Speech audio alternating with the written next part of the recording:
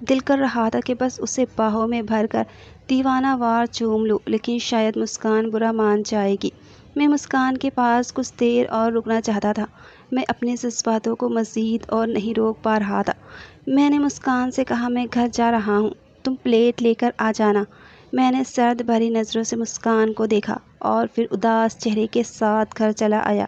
گھر آنے کے بعد بھی میرا دل بہت اداس تھا۔ مسکان کو چھوڑ کر آنے کا بالکل بھی دل نہیں کر رہا تھا۔ بس یہ دل کر رہا تھا کہ مسکان ایسے ہی میرے سامنے بیٹھی رہے اور میں اسے دیوانہ وار دیکھتا رہوں، اس کے حسین سراپے کو اپنی نظروں میں اتارتا رہوں۔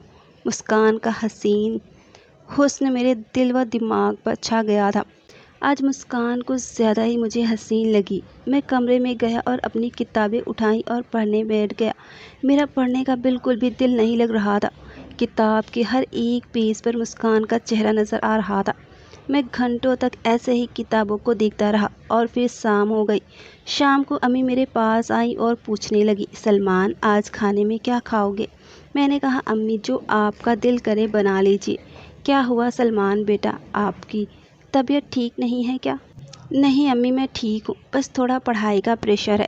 امی نے کہا، اچھا ٹھیک ہے، زیادہ پریشر مت لو، بس دل لگا کر پڑھو۔ اور امی کمرے سے چلی گئی۔ میں امی سے کیا بتاتا کہ مجھے کیا ہوا ہے، کیوں میرے چہرے پر اتنی اداسی چھائی ہے۔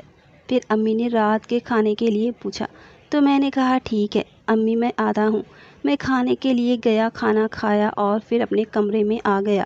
کمرے میں آ کر میں نے لائٹ آف کی اور سونے کی کوشش کرنے لگا، لیکن بار بار مسکان کا معصوم چہرہ میری آنکھوں کے سامنے آ جاتا، اور وہ لمحہ بھی جب مسکان بارش کے پانی میں نہا رہی تھی۔ کتنی حسین لگ رہی تھی وہ۔ میں خیالوں میں ہی اس کے حسین سراپے کو محسوس کرنے کی کوشش کرنے لگا۔ اس کے گلاب جیسے خوبصورت ہونٹوں کو چومنے کا خیال بار بار میرے دماغ میں آ رہا تھا۔ انہی سب خیالوں کے تانے بانے بنتے بنتے میں کب نیند کی وادیوں میں چلا گیا، مجھے کچھ پتہ ہی نہیں چلا۔ صبح جب آنکھ کھلی تو 9 بج رہا تھا۔ میں اٹھا اور نہانے چلا گیا۔ نہانے کے بعد میں تیار ہو رہا تھا تو امی نے ناشتے کے لیے آوازیں دینا شروع کر دیا۔ میں نے جا کر ناشتہ کیا۔ ناشتہ کرنے کے بعد اپنے کالج کا بیگ اٹھایا، بائک کو باہر نکالا اور میں کالج چلا گیا۔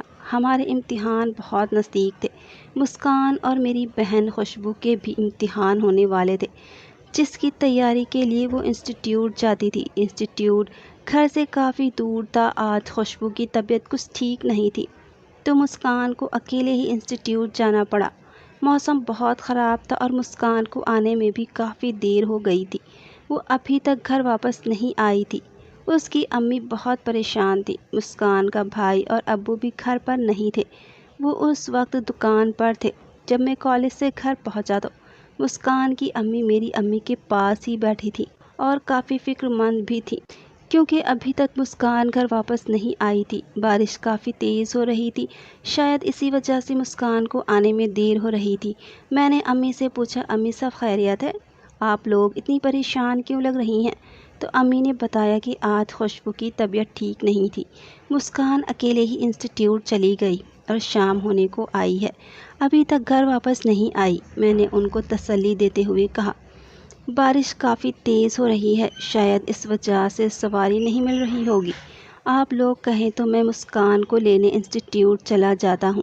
تو مسکان کی امی کہنے لگی، ہاں سلمان بیٹا، مسکان کے ابو اور بھائی کو بھی آنے میں بہت دیر ہو جائے گی اور رات بھی ہونے والی ہے، بیٹا آپ ہی چلے جاؤ اور مسکان کو لے آؤ۔ میں نے کپڑے چینج کیے، کیونکہ بارش کی وجہ سے میرے کپڑے پورے بھیگ چکے تھے۔ بارش سے بچنے کے لیے میں نے رین کوٹ پہنا اور بائک لے کر چلا گیا۔ میں بائک کافی اسپیڈ سے چلا رہا تھا، کیونکہ مجھے جلد سے جلد مسکان کے پاس پہنچنا تھا۔ مجھے بھی اب ڈر لگ رہا تھا کہ کہیں مسکان کسی مصیبت میں تو نہیں۔ دل میں عجیب عجیب سے خیالات آ رہے تھے۔